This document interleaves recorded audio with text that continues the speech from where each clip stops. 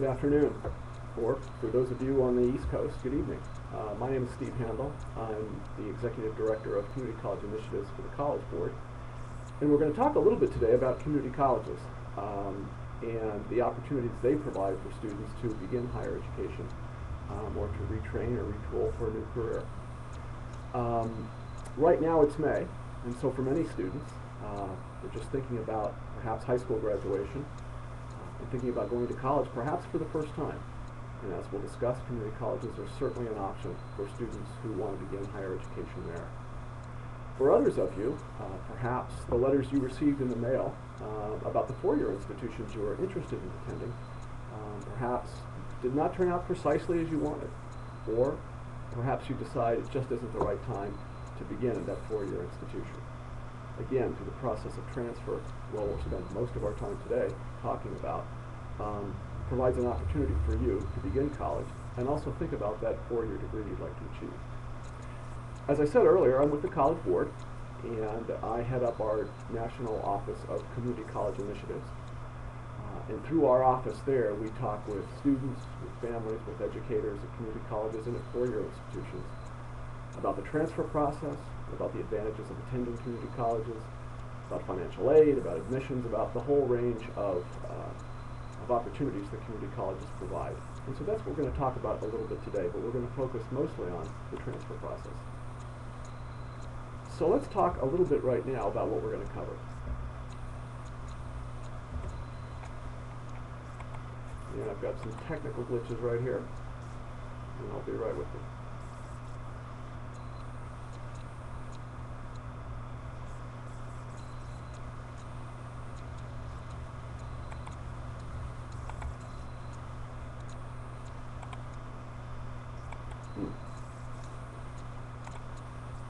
Well, one of the things we're going to do, and I'll adapt as I go along here,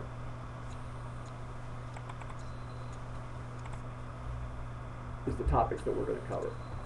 First, we're going to talk a little bit about what are community colleges, and we're going to talk about who attends community colleges.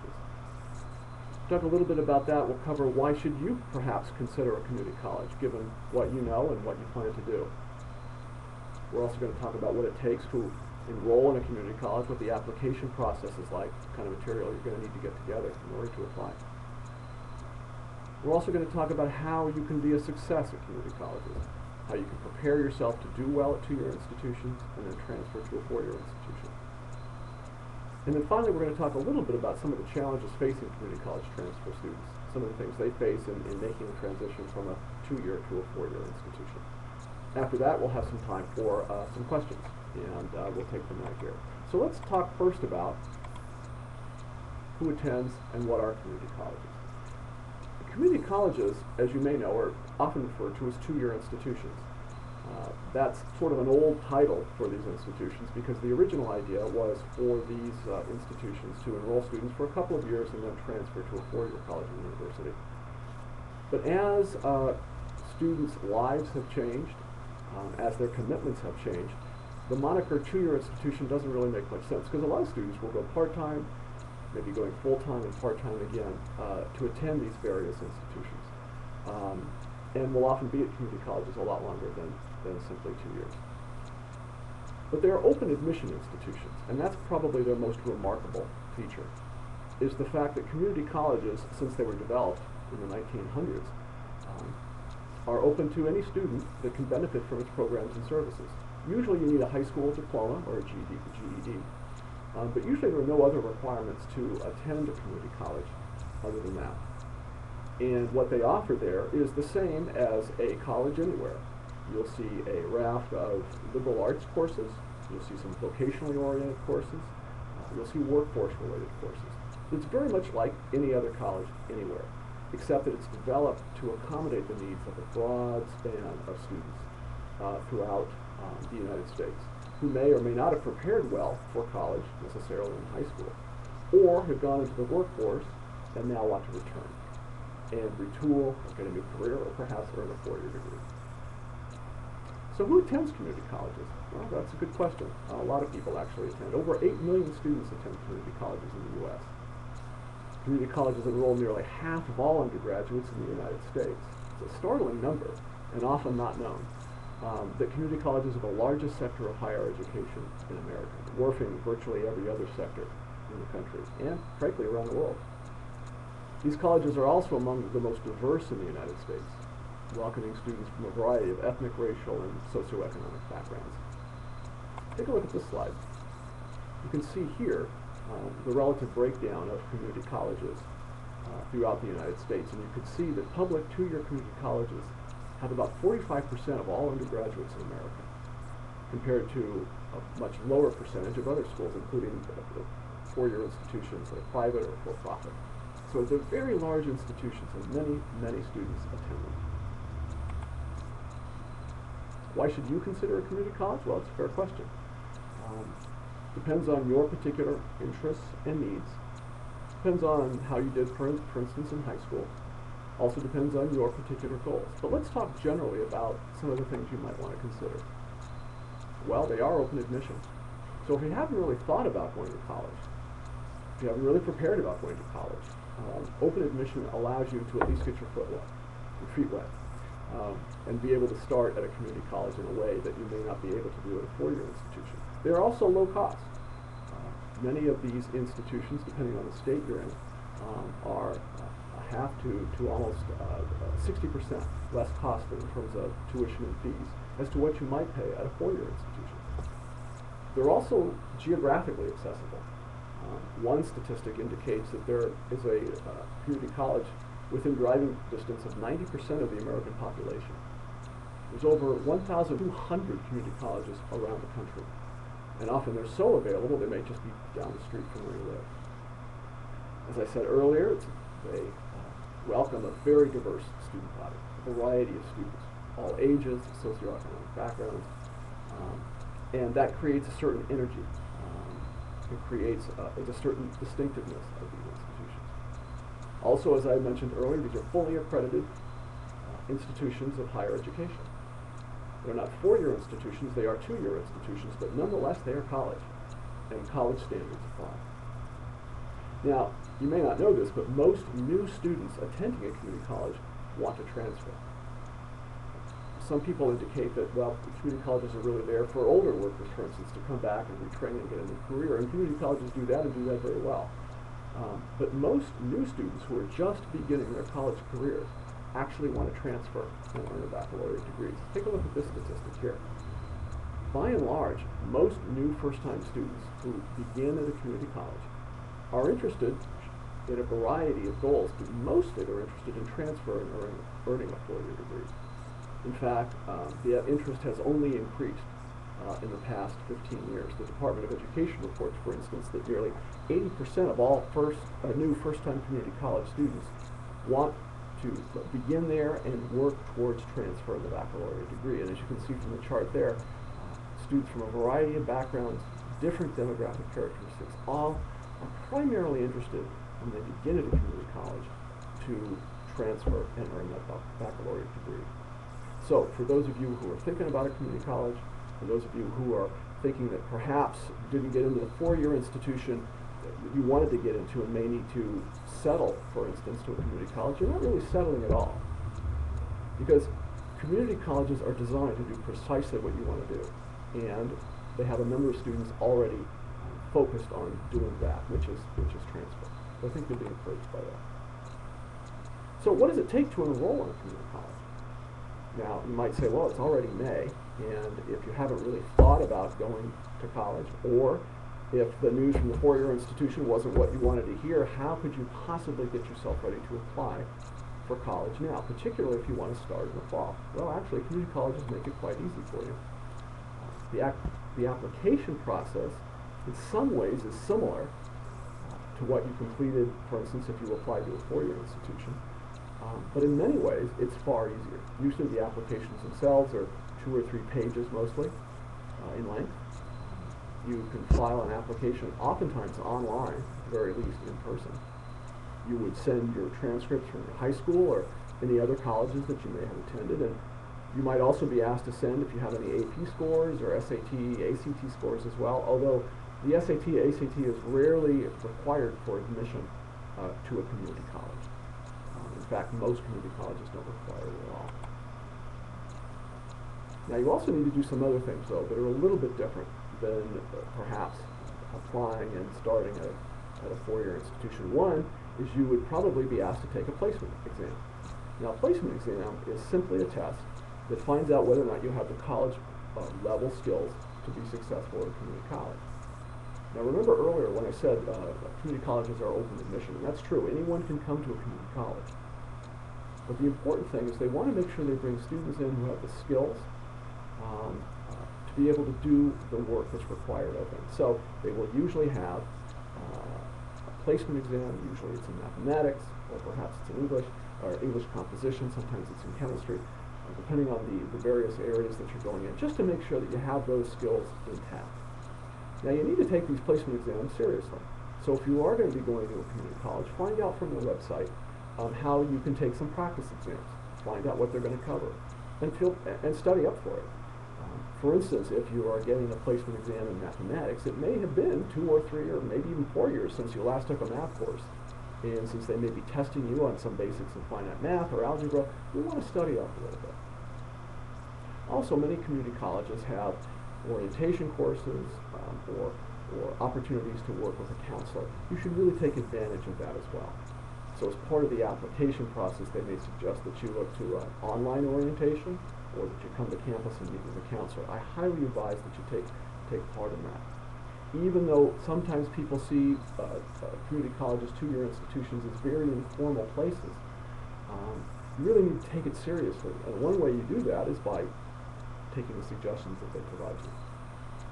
Also, finally, I'll suggest that you complete the free application for federal student aid. Now, often called a FAFSA. Now, this is a form that most students may have already filled it out. Fill out to find out whether or not they'll be eligible for any kind of federal financial assistance. Now, you might say, well, I'll work my way through school, or I've saved up some money. I don't really think I'm eligible for financial aid. I still encourage you to fill it out. Why? Because it'll give you a sense of the kind of financial aid opportunities that you might be able to make yourself available. And that's very important. Perhaps not at the community college, but later when you transfer to the four-year institution. And we'll talk more about that in a minute.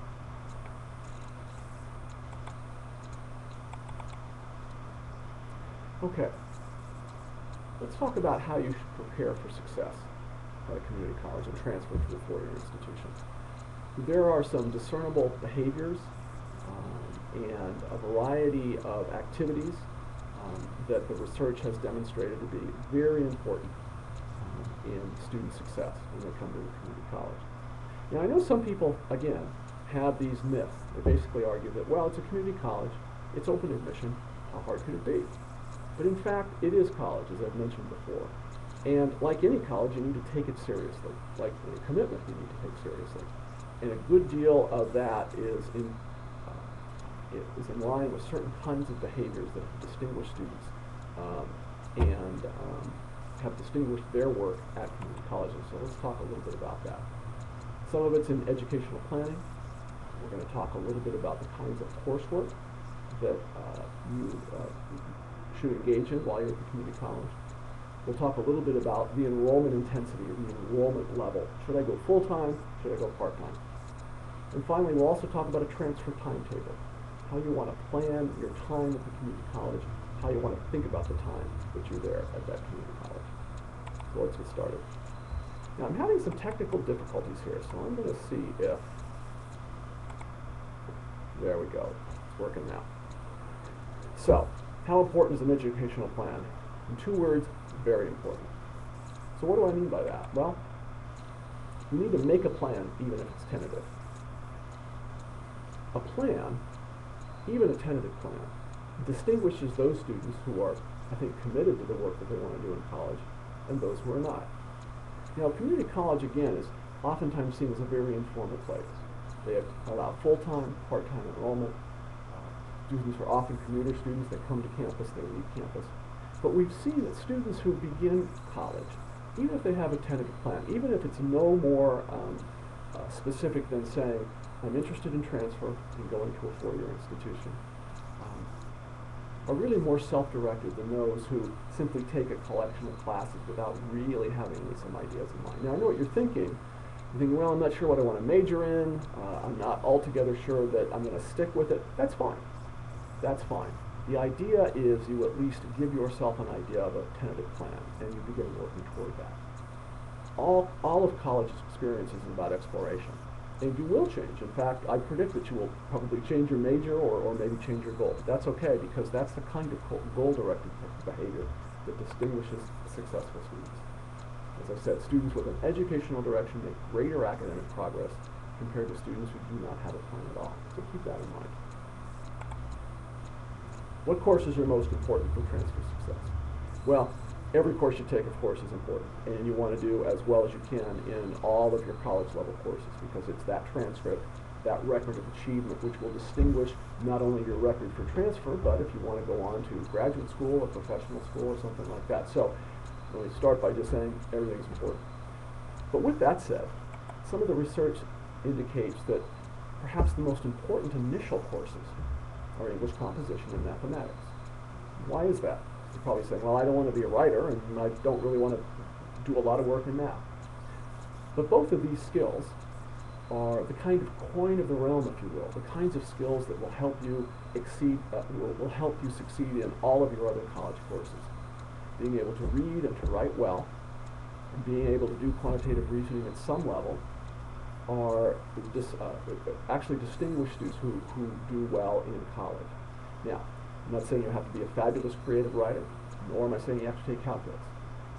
But the research does tend to show that students who take, for instance, finite mathematics or just college mathematics, those who engage in a lot of writing and get a lot of revision to that writing, are going to be successful. Now, these are challenging courses, and I know for many students, they just assume dispense with math for the rest of their life. But don't despair. Most community colleges have, as part of their services, tutors and others that will help you engage the material and become successful if you apply yourself. So English and math, I think, are very important, and I encourage you to take those as early as you can when you begin community college. Also, the other kinds of courses you're going to take are often called GE, or general education, and prep for the major, preparatory courses for your major. So general education courses are the kinds of courses many students will take at a community college. And those are to help you see the broad breadth of what's going on in the liberal arts. So you'll be taking courses in the arts and the humanities, physical sciences and the life sciences. And you'll be taking a number of courses in each of these areas. And usually there's a plan when you begin college that sort of shows the kinds of areas, the kinds of courses that you can choose from. Often you're given a menu for the kinds of arts and humanities courses you can take, or the physical science courses that will fulfill that requirement. So these are also part of the mix. So your English composition, your mathematics, your general education, all a part of the early set of courses that you want to engage in. And then there's also what we call preparation for the major. So these are courses that you will take at the lower division level, and what I mean by that is courses at the community college, that will help you when you transfer to the four-year institution. Say, for instance, you want to be an engineer, and you plan to transfer to a four-year institution in engineering. The requirements to do that are very specific.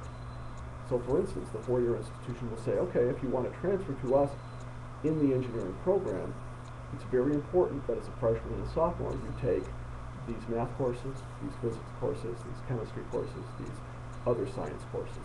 They're very specific about what you'll need to take to prepare yourself for the engineering work you'll do later.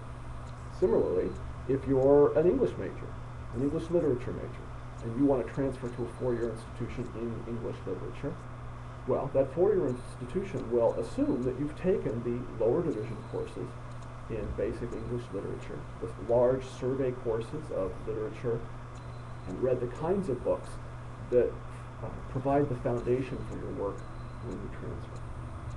Now, this is going to vary by major, right? So when you begin at the community college, and remember, you're going to start with that tentative plan, you're going to begin to ask questions of your counselor, of your instructors, of others, about how best you can prepare yourself for a degree in engineering or degree in English literature. So these are the kinds of courses you want to think about. Now, how many credits should you try to complete in the first year of college? a lot of students wonder about how much they should take on that first year, how much they can do successfully. Well, I certainly don't recommend that you overload yourself with courses in that first term. You want to get your feet wet. You want to take 3 or 4 courses, depending on whether you're on a semester system or a quarter system. And you want to pace yourself in that first term. You want to make sure that you've got your arms around, if you will, the set of courses in that first term. You're getting used to the campus. You're getting used to how you get there, where you park, where you go to lunch, where the classes are. There's a lot to take in. So don't overload yourself in that first term. But researchers have also found that students who challenge themselves in that first year and complete at least 20 credits in the first full year seem to be more successful than students who complete fewer than 20 credits. Now again, this is 20 credits across the entire year. This is not 20 credits in the first semester or the first quarter. This is across the entire year. So you might, if you're a full-time student, let's say you'll take 12 credits in the first term, and maybe you'll take 12 units in the second term. So suddenly now you have 24. But the distinguishing line seems to be 20 credits. Now maybe you're starting community college as a part-time student, and so earning 20 credits might take a little longer. So we will also include summer sessions in there as well. For example, you might want to take a summer school course. Or sometimes community colleges have intersession, which means it's a small, like a 4-week session between the fall term and the spring term. There's a small little 4-week session. You might want to take some units in there too. But the important thing is that you go to school continuously and that you earn as many credits as possible. Earning the credits creates the kind of academic momentum that allows you to be successful and to move on to more advanced coursework.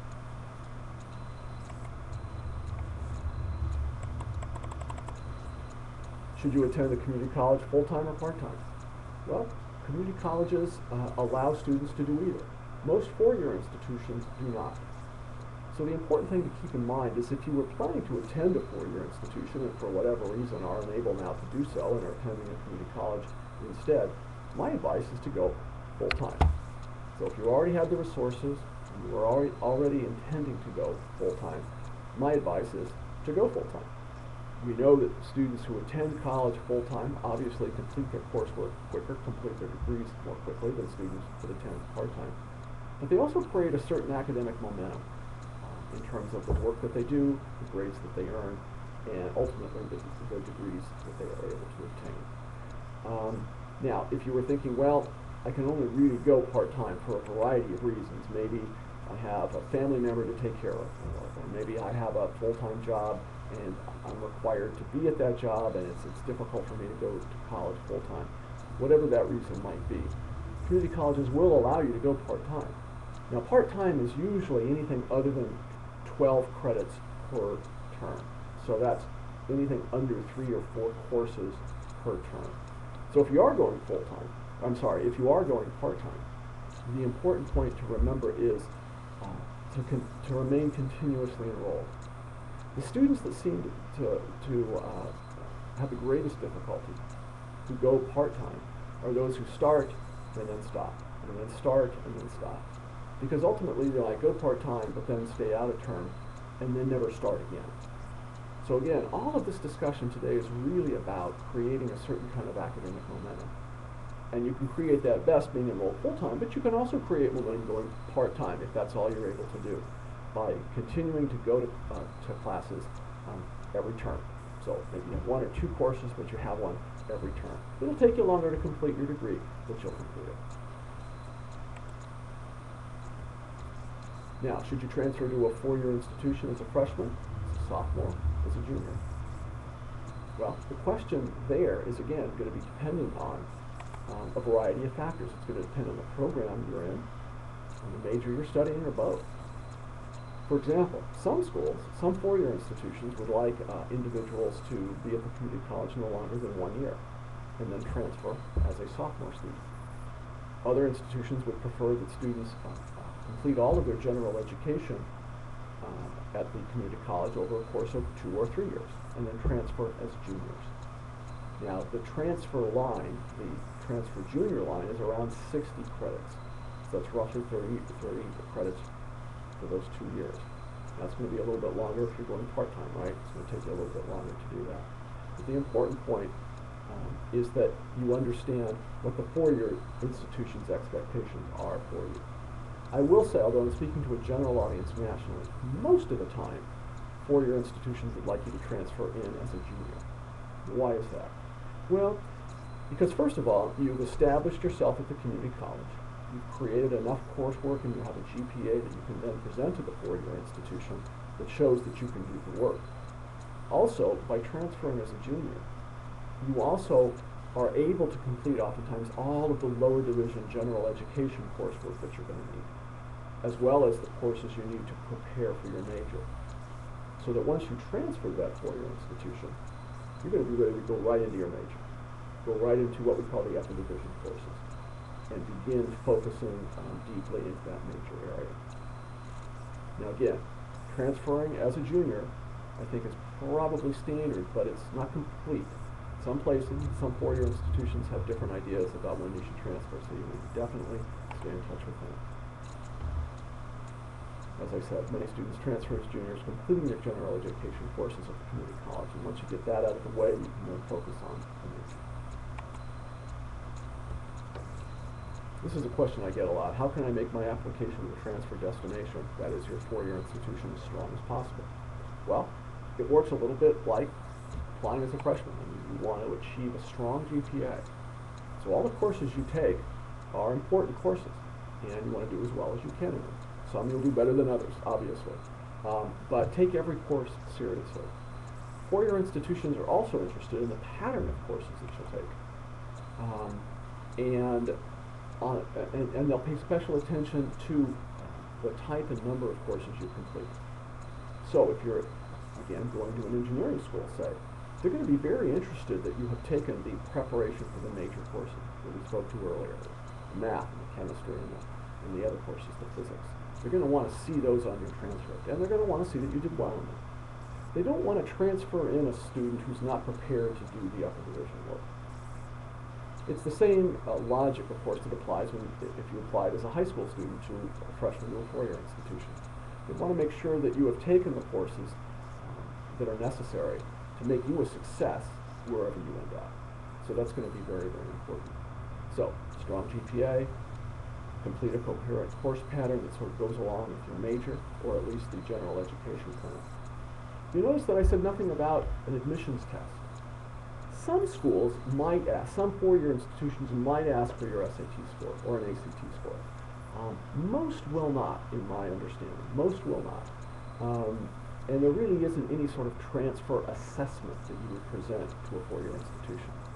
So that's why your courses and the grades that you receive in those courses are so very, very important. They are going to represent basically the criteria upon which your admission is going to be based. The other thing, of course, is you can strengthen your case by completing the GE pattern of courses.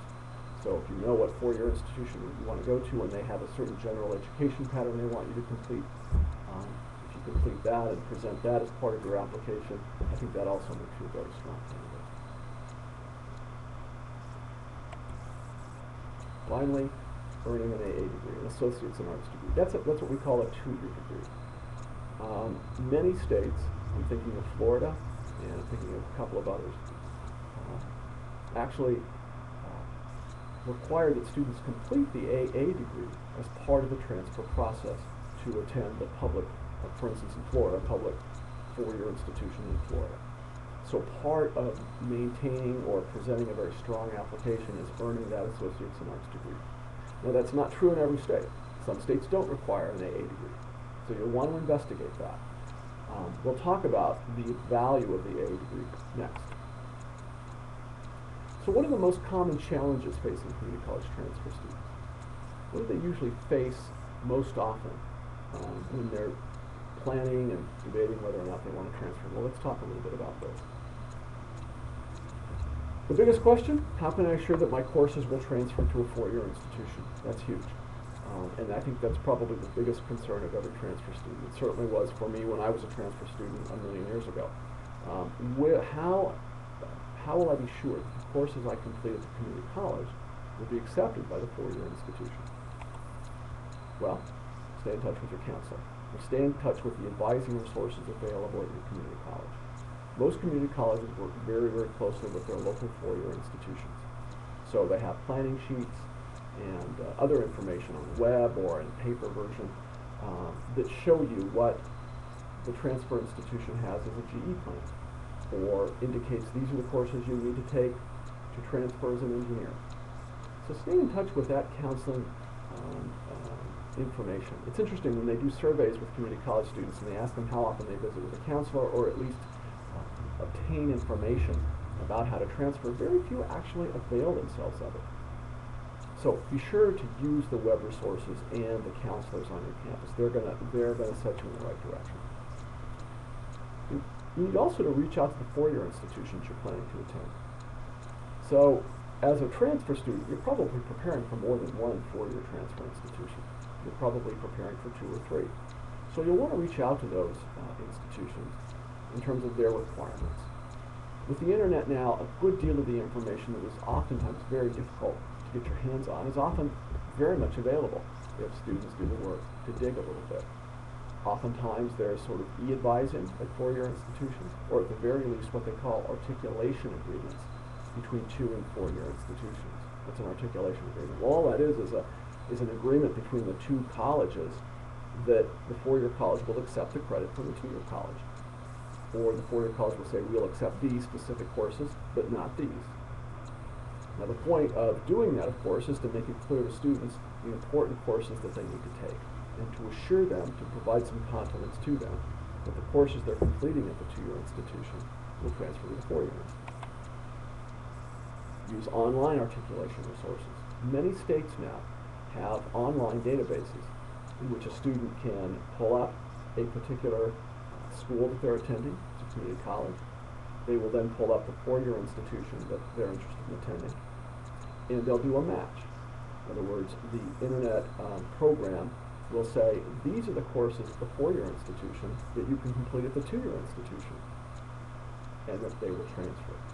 Now, every state does it just a little bit differently, but the important thing is to look at either your Department of Education website. You may want to attempt to look at your community college website, which might provide a link to these online resources, or simply look up articulation in your particular state and see if you can track that down. Now, initially, it's going to look a little bit complicated, but you're very smart and you're going to be able to figure it out. It's a little bit bureaucratic, but don't despair. The information, as you wade through it a little bit, becomes clearer and clearer, and I think these websites are becoming increasingly student-friendly. But they're going to be your lifeline in determining how you're going to want to take certain courses and how to transfer. The last advice I might give you, well, there's 2 pieces of advice I'll give you at the end. Stick with traditional mainstream liberal arts courses. What does that mean? It's an awfully broad statement. When you're thinking about traditional transfer from traditional kinds of majors, what might those be? Well, there's literature and mathematics and engineering and art history, psychology, sociology, anthropology. There's some traditional kinds of liberal arts courses that are pretty standard in the curriculum. And you can talk with your counselor about these, but these sort of traditional kinds of mainstream liberal arts courses are the ones that are oftentimes the most heavily subscribed at your school. But they're also the ones that represent the sort of natural currency between 2 and 4-year institutions. And you'll see these courses pop up in a variety of places. Now, there may be a variety of courses you'll want to take that are very interesting, maybe sort of out there. Underwater basket weaving is the traditional joke. You may want to stay away from those, or at least find out whether or not some of these less mainstream kinds of courses are going to transfer. The other thing I would recommend is to keep all of your course materials. So let's say you have taken a variety of courses in a community college, and by and large you know that most of them will transfer. Every once in a while, 1 or 2 courses will pop up, and the 4-year institution may not know what that course is about, or they may not have an equivalent on their campus. So they'll say, well, you took course X, but we don't have a course X like that here, so we're not sure what you completed. So you want to keep the material from the book, the syllabus, a list of material and the readings that you did in that book, maybe the papers you completed or the assignments, any kind of documentation Because the four-year institution may want to say, well, we need to know more about that course. Can you show us the syllabus? Can you show us the kinds of readings that you did? And then they'll send that to the faculty person in whatever department, and then they'll make a determination of how that course transfers. Now again, this happens only in relatively rare occasions. If you are transferring from a 2 to a 4-year institution that's relatively close and where articulation agreements are already available, you usually won't have that much difficulty in terms of transferring credit. But let's say you're at a 2-year institution in California and you want to transfer to a 4-year institution in North Carolina. Well, it's unlikely there's going to be an articulation agreement across that kind of distance. There just aren't that many students that actually transfer from that institution to the one in North Carolina. So that's why keeping your course material, particularly syllabi, will be important, because you may be asked to say, we just don't know the California courses well enough. This is North Carolina, and we need to know more about what you took and what you read. That's why I say hang on to that material. Should I earn an associate arts degree prior to transfer? Students will ask me that as well. And again, it depends. Some states, as I mentioned earlier, might be a requirement for transfer. In other words, to go from a public 2-year to a public 4-year, an associate in arts degree may be appropriate and may be required, so you should complete it. You may complete an AA because that's what you're interested in. It may be a focus area that you're interested in and you want to have that degree in. And I would urge you to complete an AA if at all possible, because the associate in arts degree has labor market value. And what I mean by that is, well, for instance, let's say you earn an AA and you want to transfer, but for some reason you don't transfer immediately. You decide you're going to wait, and you're going to get your bachelor's degree at a different time. You'll still have that AA degree. And that AA degree has value for you when you go to look for a job and you talk to employers. So if it's possible to earn that AA, I would recommend that you do that. So finally, let's talk about a few resources and then I'll open it up for a few questions. The College Board has a variety of information on our website. Rather than give you the website address, and all you need to do is Google most of the stuff and it'll pop right up. The College Board's Big Future website is really an opportunity for you to interact with a variety of resources that can help you plan or transfer plan your college work. There are a number of interviews with students up there, also a number of interviews with administrators and instructors. It's a very low pressure kind of website, and I think it provides a whole lot of very good information as you think about where your next step's going to be. As I said earlier, also state articulation databases are very important. For instance, here in California, we have the ASSIST database, which is ASSIST, which talks about the articulation between all 2 and 4-year institutions in the state of California and how the courses interact. I know such databases exist, for instance, in New Jersey, in Florida, in Texas, in Arizona. Many states have them. So if you are interested in knowing more, I would have you Google your particular state Department of Education or your college's website, and they should be able to direct you to those databases if they exist. Make yourself available to 2- and 4-year institution websites. The internet is a real boon, I think, to advising, and if you are willing to take the time to dive deeply into these websites and pull information out, even if there's information that you don't fully understand, you can take that information when you see your counselor or when you talk to the 4-year institution and to be able to sort it out. All of education planning is a dialogue. It's a dialogue with your counselor, it's a dialogue with your instructors, it's a dialogue with the internet as we're having right here. It's very, very important to raise the questions in your own mind and get the answers. Finally, I might recommend the Phi Theta Kappa Honor Society, which is the honor society for transfer students. You can Google their website as well. Again, raft of very good information that will be helpful to you as you think about transfer and as you think about planning for transfer. Well, that's pretty much all I have to say for today on transfer, and perhaps they'll have some questions. We'll be able to pull up those questions now. But the important, I think, theme to take from all of this is that if you haven't considered a community college, or if you're just now thinking of a community college, you do have that option. It is available to you. They're extraordinarily accessible. They have wonderful instructors. Classes, by and large, are smaller, far more intimate, and if you are willing to put in work into those classes and make it your priority, community colleges are a wonderful place, I think, to begin your higher education career. I did it many, many years ago myself, and it represented a wonderful intellectual transformation for me, and I wish you the same luck if you begin at a community college. So, let me see if I'm going to click on, see if I've got any questions here, and we'll see if we can answer it. Well, here's one. Question is essentially where to look for articulation agreements on campus. So let's say you are just now thinking about going to a community college, and you want some information maybe even before you apply. Where would you find the information? Well, one of the things I might suggest is before you apply to a community college, go on campus. The summers are often good. It tends to be a little bit quieter. Stop by the admissions office or stop by the counseling office and simply ask for any articulation agreements the college may have with schools in the area or schools beyond the area. Take that information or look it up on the internet and take a look and see what kinds of connections are there. Does this community college link with the four-year institution you're interested in applying to? Does the community college have the range of courses necessary that interest you? So looking at the online catalog would also be very important. If you are interested in a particular major, but you go to the community college catalog and you can't find any courses in that area, maybe that's not quite the community college you need to go to. So that's something to consider. But you may want to make yourself familiar.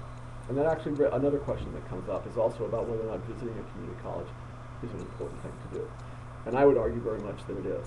Very much like going to a four-year institution, visiting a community college is also very important. If you live in a large urban area, New York or Miami or here in Los Angeles or up in the Bay Area, have a lot of choices in terms of community colleges. Now, all community colleges mostly are focused on transfer, but some more than others. And so you may want to ask those questions. Is the campus focused on transfer students? Do they have the courses that are available for you to take in order to transfer? So you have to ask yourself those questions and go to those campuses and ask those questions as well. For instance, some schools are more focused on vocational than they are on transfer, and they'll be upfront about telling you that as well. So if you are in an area where you do have some choices, visit the campuses, find out whether or not they're going to meet your particular needs. Other questions? Another one here focuses on the number of students that attend community colleges who actually transfer to a four-year institution. Another really good question. The number of students, as I showed earlier, that want to transfer to a four-year institution has steadily increased. In other words, there's more and more interest than ever before in students beginning at a community college and transferring to a four-year institution. One of the reasons for that, of course, is cost. Community colleges are less costly to attend than most four-year institutions.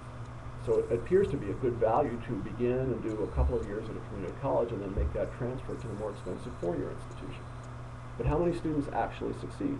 Well, there's no national transfer rate because most of that transfer happens locally. But most of the time, it seems to about 1 in every 4 students who want to transfer actually succeed in transferring. So what is that message? Well, that message is there's a lot of interest, but not as many students transfer who say they would like to. Part of the reason for that is people's lives change. They do other things. They decide they don't want a bachelor's degree. They decide to put college on hold. Another reason is because transfer is, at times, frustrating. You have to ask a lot of questions. You have to plan. You have to be focused. All of these things you are able to do, and all of these things colleges, both 2 and 4 years, are designed to help you do. But it's going to take some initiative on your part and some push on your part. So if you're not happy with the first set of answers you get to some questions you ask again. Get the names. Go to other campuses. Continue to ask questions. Listen to webcasts like these. Read the books that are available. As I said earlier and often, planning is going to be the watchword for you. You're going to want to plan as well as you can, because this is a very important choice, obviously. And making the transfer to the from the 2 to the 4-year institution will be very rewarding, but it will take planning on your part. Other questions? Well, I think that's it from now. I'm going to put up here my address. And again, maybe not. Oh, there it is. And if you have additional questions, you should, by all means, free to email me. But again, I urge you to think about the choice, think about community colleges, think about its advantages for you, and begin planning. And I wish you every success. See you later.